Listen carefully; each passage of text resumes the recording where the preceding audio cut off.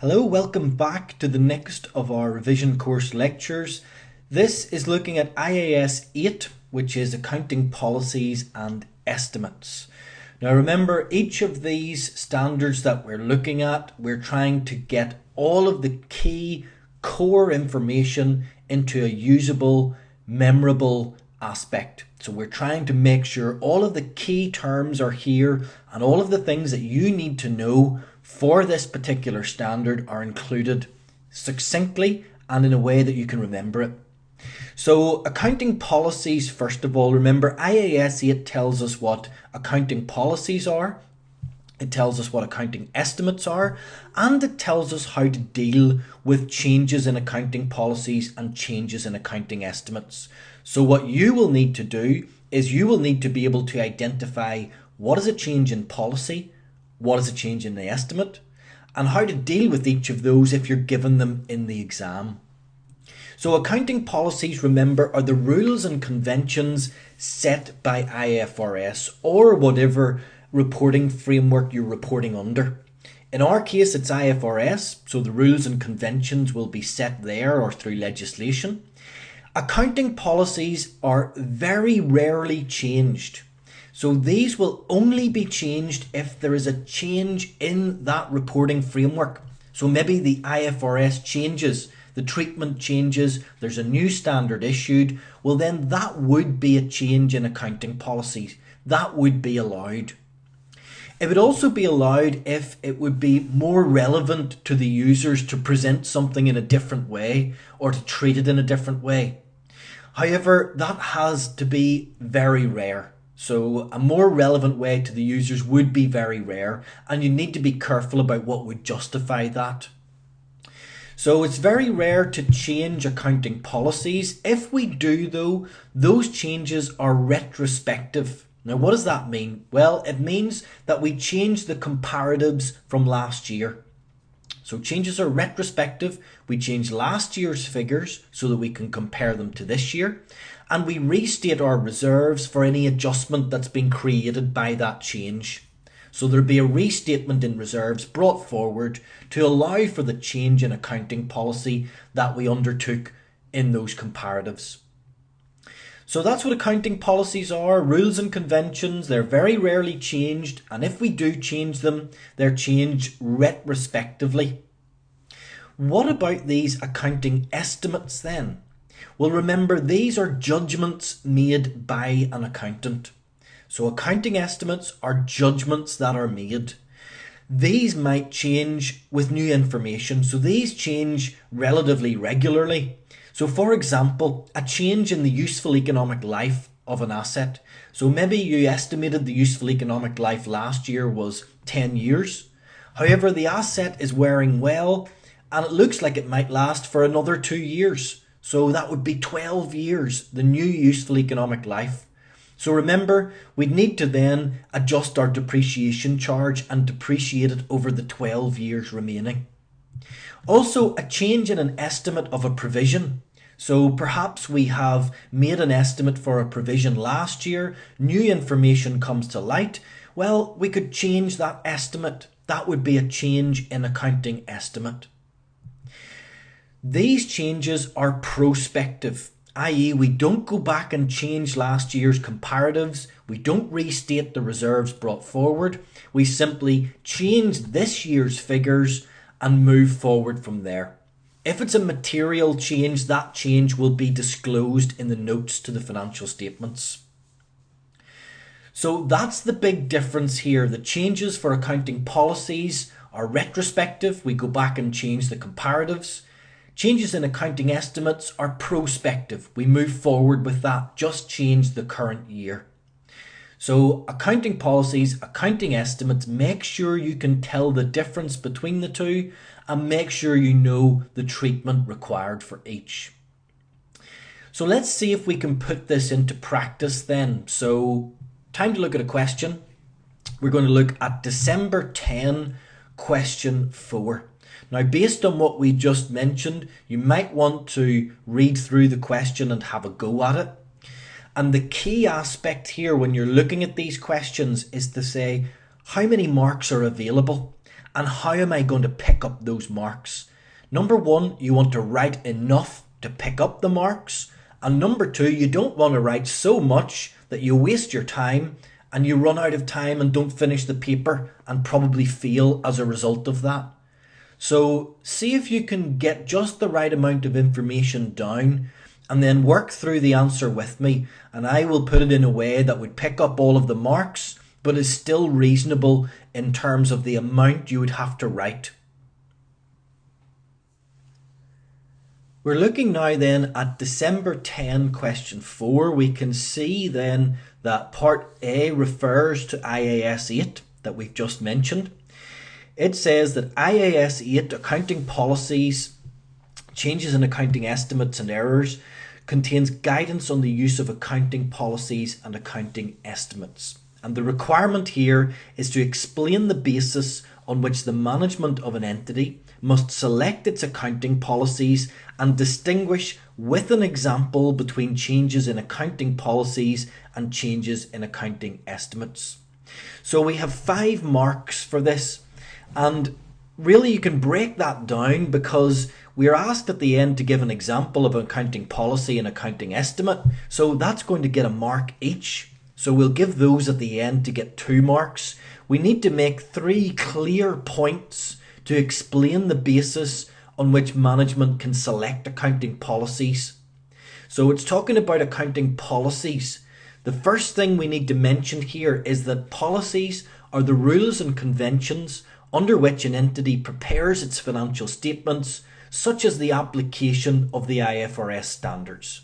So that would be enough to get us 1 mark. We've explained what accounting policies are. They're how we apply the financial reporting standards that we're using. The next point we will make is that those accounting policies will change rarely, and only if there is a change in a standard or another treatment would be more relevant to the user's understanding. Now I want you to note as we're going through here that this matches very closely the summary that I've just gone through for IAS 8. And that's why it's so important when we look at these that you print out all of those summaries and you have those for your revision. Because if you know everything that's on those IFRS summaries that I've done, you will very rarely come up against a question where you can't say something about it. So here, those 2 points were made clearly in our summary. So if we knew our summary, well, we've already got 2 marks. If the accounting policies are changed, then the comparatives must be changed for the previous year and the brought forward balance on reserves restated. So that's more information that we give from the summary sheet that we had. Now, comparing those to accounting estimates. Accounting estimates are judgments made by accountants, such as the useful economic life of an asset, and as such, they require subjectivity. Changes in estimates are made in the current year only. So that's showing the examiner that you know, first of all, what accounting policies are, giving good detail on those because that's asked in the question. We're asked to say how to select the accounting policies. And then we need to show them that we know the difference between the accounting policy and the accounting estimate, which is what we've done. We can now move on to give our examples. So an example of a change in an accounting policy would be a change in the presentation of depreciation from an admin expense to cost of sales. So that would be a change in presentation. That's a change in accounting policy. For an example of a change in an accounting estimate, well, that would be changing the estimate of a value of a provision. So maybe we made an estimate last year, as we mentioned. We've changed that estimate. That is a change in an accounting estimate. So all of that would be sufficient to get us our 5 marks. We don't really want to write much more than that because we're then wasting time. We've only got 1.8 minutes a mark, so we've got less than 10 minutes for that little bit. So let's make sure that we write enough to get our marks, but not so much that we're waffling on about things that are irrelevant. Make your sentences concise and to the point. Leave a line between each point that you make, and show clearly where you expect to get your marks. So we can see here we've made 1, 2, 3, 4, 5, 6 points. So we'd expect really to pick up most of the 5 marks that are available here. So that's dealt with part 1. Part 2 or part B, we're told the directors of Tunsil are disappointed by the draft profit for the year, and the assistant accountant has made some suggestions. So the first one, they've said that a major item of plant that cost 20 million to purchase and install on the 1st of October 07 being depreciated on a straight line basis, and it's wearing well, and they believe that the plant is likely to last 8 years. It was originally thought that it was going to last 5 years from 07, but it's going to last 8 years from then, and we need to adjust for that. The assistant accountant has said that based on that 8-year life and no residual value, the accumulated depreciation would be 7.5 million, and in the financial statements the accumulated depreciation would be 8 million. So by adopting an 8-year life, they can avoid a depreciation charge in the current year and instead credit 0.5 million to the income statement to improve the reported profit. Now, there's a few things to take out of that. First of all, you should immediately think, well, that does not look right. We would never be crediting depreciation, so we would never have that. There would never be a credit to depreciation. And it wouldn't be that we would be able to do something like this effectively to manipulate the profit and improve it. So this treatment doesn't look right. We'll need to see what the correct treatment is here. Well, this first of all looks like a change in an accounting estimate. So the useful economic life of the asset has changed, or we've decided that it's different, and that would seem reasonable. We're told the asset is wearing well. We do change accounting estimates relatively often, so that seems fine. Changing the useful economic life seems like a reasonable thing to do. The question is, how do we go about doing it, because the treatment that they've suggested here is not correct. So the treatment that is suggested is incorrect. Make sure you point that out to the examiner. The remaining carrying amount should be depreciated over the new useful economic life. So we need to make sure we've got everything correct here. So the carrying value at this time, so we bought it for 20 million in 2007. We're working up to the year end 30th of September 10. So the cost was 20 million and the original useful economic life was 5 years. So the depreciation to date, well, we've had 2 years. We've had up to 2008 and then up to 2009. So we've had 8 million of depreciation to date. So 20 divided by 5 times 2 years, 8 million. So that gives us a carrying value of 12 million for this asset. We've just said that the remaining carrying amount should be depreciated over the new useful economic life. Well, it changed from 5 years in total to 8 years in total. So we've had 2 of those 8 years, so there will be 6 years remaining. So that carrying value of 12 million will now be depreciated over the remaining 6 years. So 12 million divided by 6 is 2 million. That's the depreciation charge per year, and that will indeed lead to more profit because the depreciation charge used to be 4 million. So 20 million divided by the original useful economic life of 5 was 4 million. It's now only 2 million, so we've decreased the amount of depreciation that we'll charge through each year. That's fine. As long as we're not doing it to manipulate the profit, as long as it's reasonable that the asset is wearing well and that is the correct treatment, that's fine.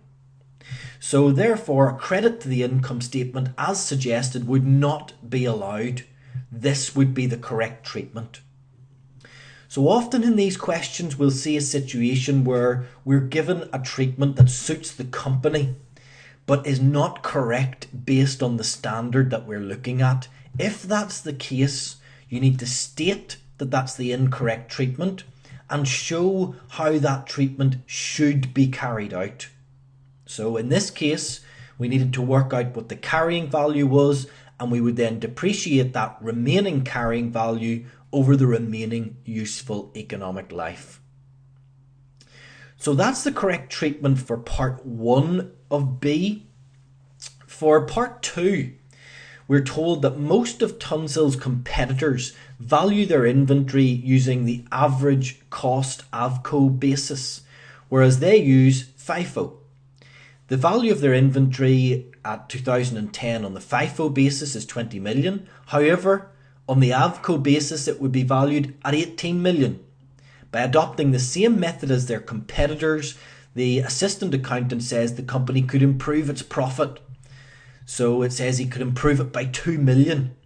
And their inventory at 30th of September 09, so that's the start of the year, was reported at 15 million. However, on AVCO, it would be reported as 13.4 million.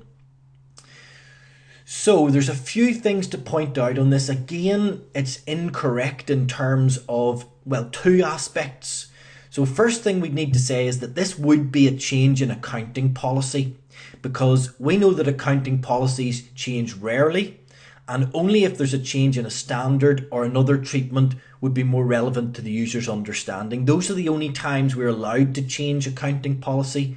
This is a change in how they would be measuring their inventory. So that would be a change in accounting policy. We can only do it if there's a change in a standard or another treatment would be more relevant. Well, there hasn't been a change in a standard here. They do say that other competitors use that other method, but it really seems to me that the reason they want to do it is to improve profit, which would not be a correct way in order to apply this. So simply to improve profit is not a valid reason to change an accounting policy. Therefore, if we've decided that to do it would be simply to increase profit, that would not be acceptable.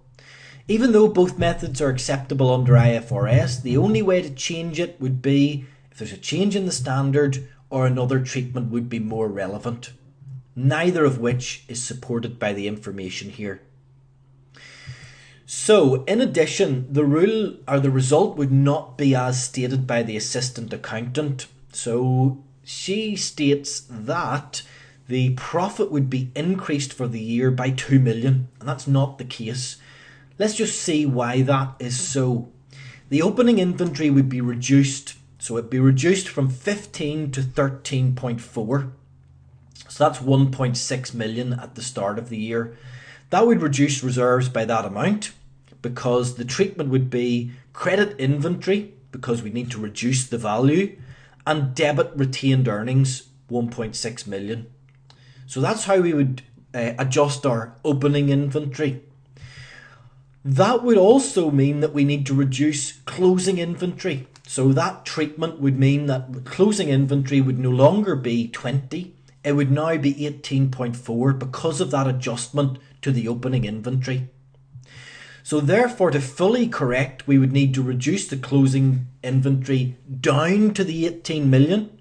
So we're told that under the AVCO basis, it would be valued at 18. We've already reduced it down to 18.4 by adjusting opening inventory.